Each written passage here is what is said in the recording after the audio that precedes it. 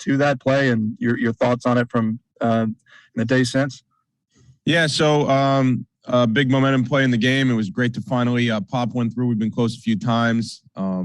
Hitting our landmarks is always a thing with me, and it worked on the front side of the return.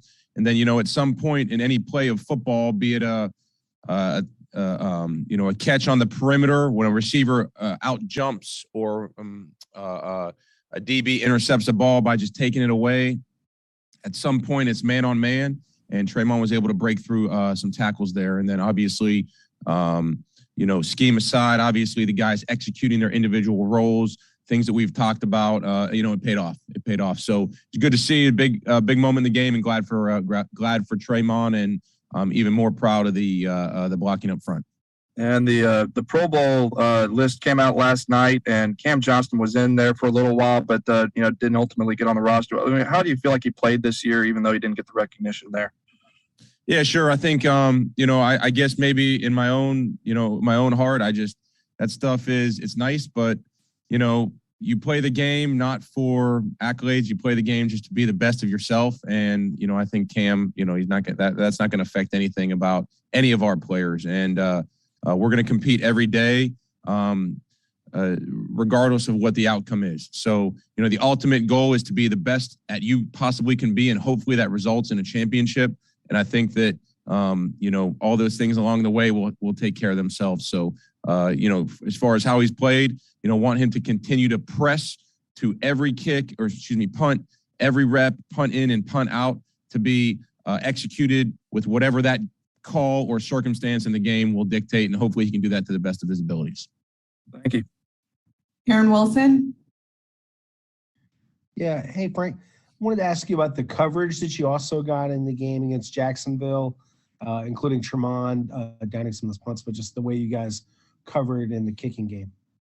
Sure. I think at at this point, we're studying for life, not just the test. So it doesn't matter who gets inserted. We should all have an opportunity, or we should all have an understanding of what this scheme requires and what this, the objective of each placement of kick or each directional punt, et cetera, or situation in the game.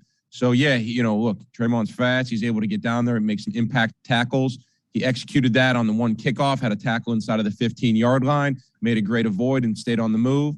On the punt coverage, it was the same. He did another one that actually didn't count in the stats. It was called back because of an illegal punt player downfield. Then we had some other things that happened that were similar to the Seattle game where we've got to be better. We had a punt pinned inside of the 5, and it squirts out, and it ends up being a bad play. That's what it was. It was a bad play for our punt coverage team. So until we walk away from a game where there's no penalties, there's an explosive play, we've controlled field position, and we've missed no tackles, we're never going to be satisfied. And Frank, from a number standpoint, obviously COVID is affecting the whole league and especially your roster, but how much is that causing you also to mix and match and have to train new guys and new roles this week as you prepare for a lot of potential unavailability of guys? Thank you. Yep, that's right. And, your question is kind of the answer. We got to train new guys, but here's what it comes down to. You're willing to take your opportunity when it comes, okay? And have you along the way, since call it OTAs, call it training camp, have you studied the concepts, the philosophies, and taken the mental reps, even if you haven't been getting the in-game reps? And if you'll see somebody step up and make a play in the game, hopefully they have already made that play in a visualization rep or on what we call the red teams, the practice team look in practice to that point, maybe just on the other side of things. So when it comes to the game, hey, now we have a chance to plug and play and be ready to go.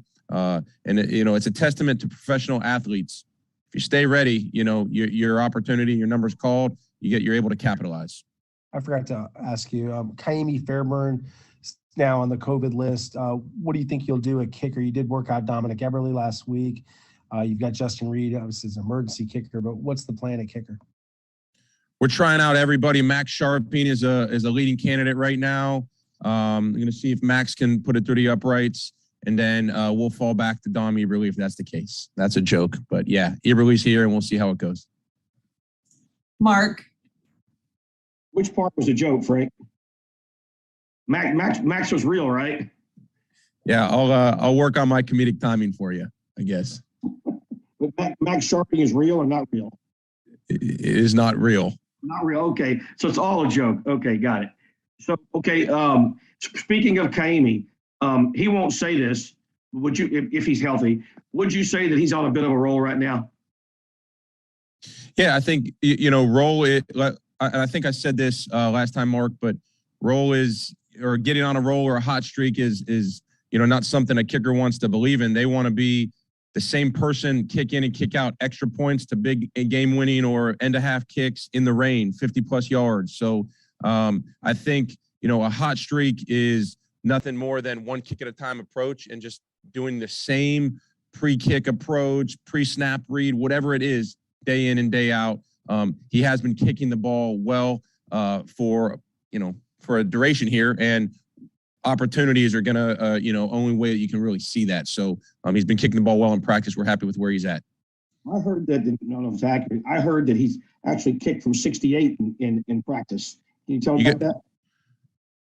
I don't know. You got different ears than me, I guess. I don't know. But yeah, he's going to kick everything we ask him to do to the best of his abilities. Okay, thank you. Last one for Brooks. Frank, with the timing of Kaimi's added to the COVID, do you feel like you guys have time enough to add another kicker if you needed to? And how confident are you in your emergency kicker and Justin to get that done if not? Yeah, so Dominic Eberle's here. Okay, so he'll be assuming those duties until further notice, and confident in whoever we bring in, we're going to do our best as a team to support him. No different than if a receiver gets elevated or a linebacker gets elevated from practice squad and played in the kicking game last week. The scheme is going to tailor around making everybody be put in a position where they can succeed. We're going to have a heavy lean on Cam Johnston and Jonathan Weeks to operate cleanly, put it up, or snap the ball, put it down right where it's needed, and make make his opportunities as clean as possible. So we're confident in whatever we do, we'll be good to go. Thank you. Thanks, guys. Thanks, Coach.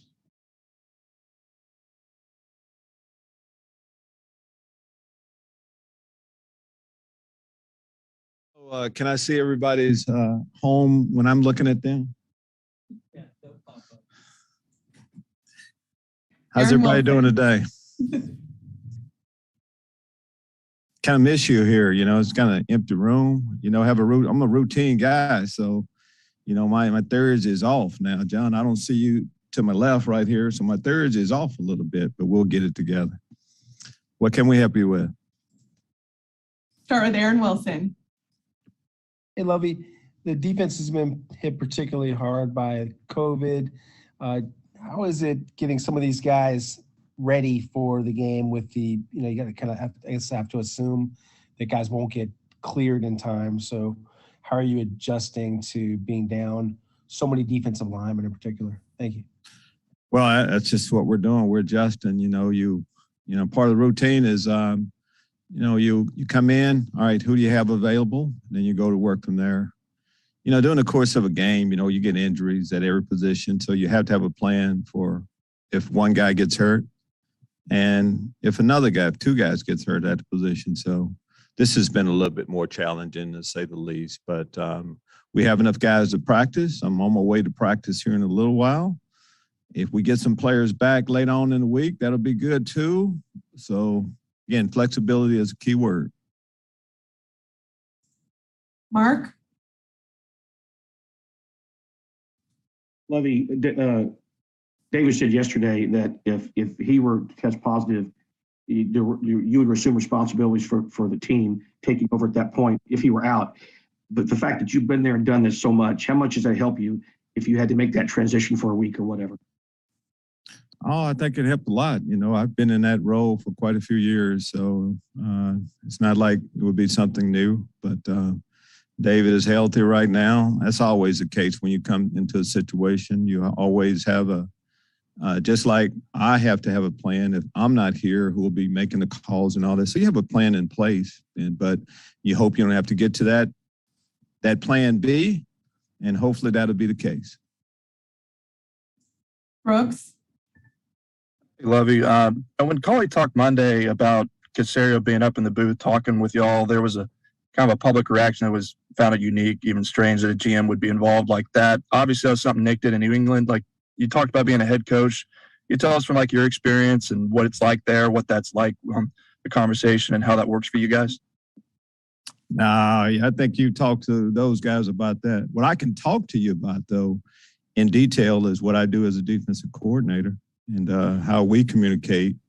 I can stay in my lane that way. Is that what you're asking me? Do some defensive questions you'd like for me to go over? Yeah. I can ask. This is how the communication kind of goes for us. I make the defensive calls and we try to implement it from there. You have another question? Sure. You mentioned about having guys on defense out on and going to practice today. How do you approach a practice with guys that are out and making sure they're ready for Sunday? You just worry about the guys that you have here, and as much as anything. And we all understand that COVID is a part of life now, and we may not have some players. So the best way for you to prepare is to get players that maybe wouldn't get a lot of some reps. It's as simple as that. This past week, not only do we have to prepare those guys, but they had to play. So we know could be a situation where players have to play that haven't gotten a lot of reps. So that's why I'm excited about today. We're kind of limited at some positions, but we'll get a good chance to look at those players. And if they have to play, start getting them ready. The game is going on. So we're going to put a football team out there. And this is a great day, sunshine here in Houston for us to have a great practice. Aaron Reese, Hey, Lovie, you mentioned having a plan B. Obviously, if unfortunately you were to be sidelined, what is that plan B? Who would be the defensive play caller? Well, you guys like to know what's going on in everybody's bedroom, right? We have. I'll announce. I'm just trying to be a comedian a little bit here today. We have a plan in place. I don't think you have to go over your entire plan on what you're going to do, except for we have a plan in place for anything that could happen during the course of the game. And that's kind of where we are. Sounds good. All right. last one for Cole. Lovie, when you kind of look at the role players stepping up this week, a guy like Tavierre Thomas has really come on strong. What have you seen from his development and his growth over the last several weeks? And what do you expect from him going up against a quarterback like Justin Herbert? Well, that's exactly what, we've seen is growth from him. Tavierre's role primarily was as a special teams player, but all the things that you liked about him as a special team player, I thought we would like, with him playing defense, and that's been the case. He's a willing tackler, starting off with that. He's got excellent ability, speed. He's a student of the game. Just like he's a sponge, really. And he can play multiple positions too. We try to talk about flexibility and try to have as many of our guys as possible just know the entire defense. Tavierre is definitely in a player in that role, which we have in a lot of our roles. You look at linebacker. Linebacker-wise, Garrett Wallow can play all three positions, which you need a few players that can play multiple things. We know that there are some issues we have on the defensive line, but very few of those guys only play one position. So that's just a part of your roster you put together. And it's good to see guys when they show up. If you continue to practice every day, you get better. It's kind of simple as that. Thanks, Coach. All right, thank you.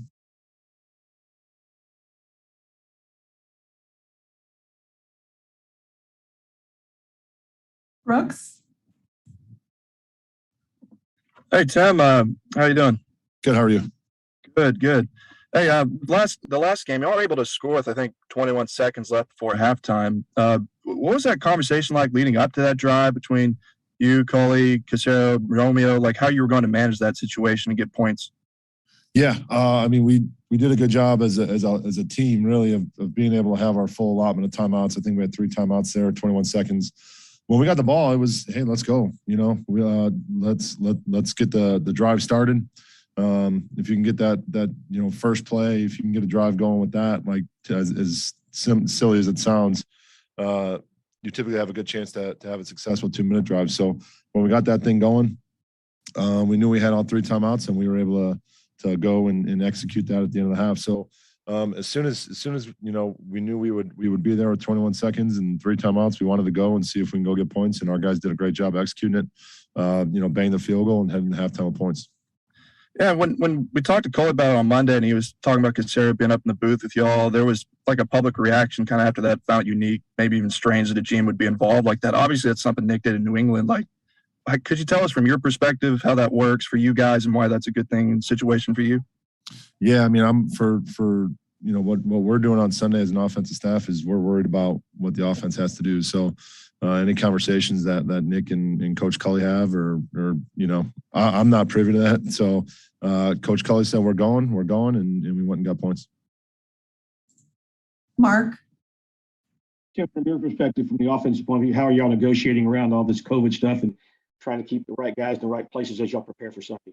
Yeah, it's tricky, probably trickier than it's been here over the past however many months that we've been dealing with COVID. So, first and foremost, want to make sure that we're keeping everybody safe, keeping everyone's family safe. Obviously, that's paramount. And then as far as football, being able to go and this is why, this is why we teach the offense as opposed to just coming in and being able to memorize plays. So in a situation like this where, Sunday we may be down a few people, I'm not quite sure yet.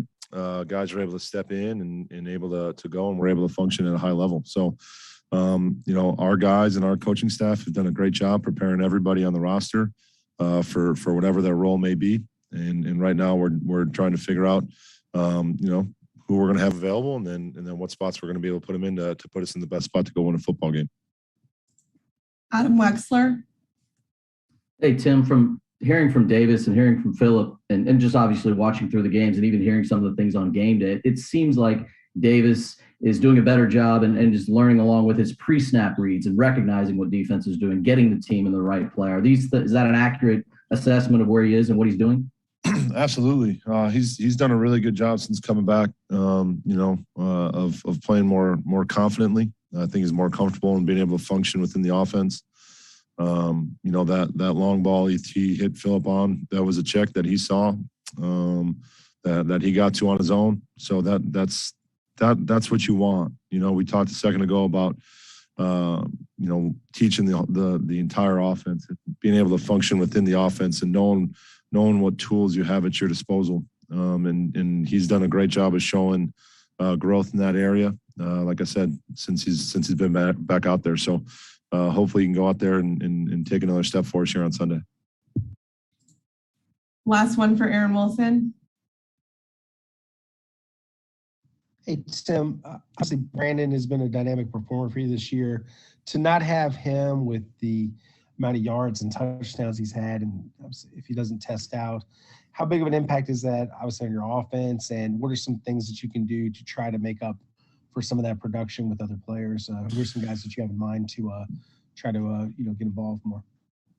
Yeah, fortunately for us, we've got good receivers on this roster with Nico, with Chris, with Chris Moore's come in and made good plays for us. Obviously, you look at Phillip coming in and making a couple of plays for us here the other day. So we definitely have guys that are capable and able of being able to step up and make plays. And obviously we'll have to wait and see who we have available for us. And like I said, we're going to put our guys in the best position possible to go out there and win those matchups and put us in a spot to go out there and score points. So obviously we'll have to see what cards we're dealt, and then we'll make sure we're adjusting appropriately.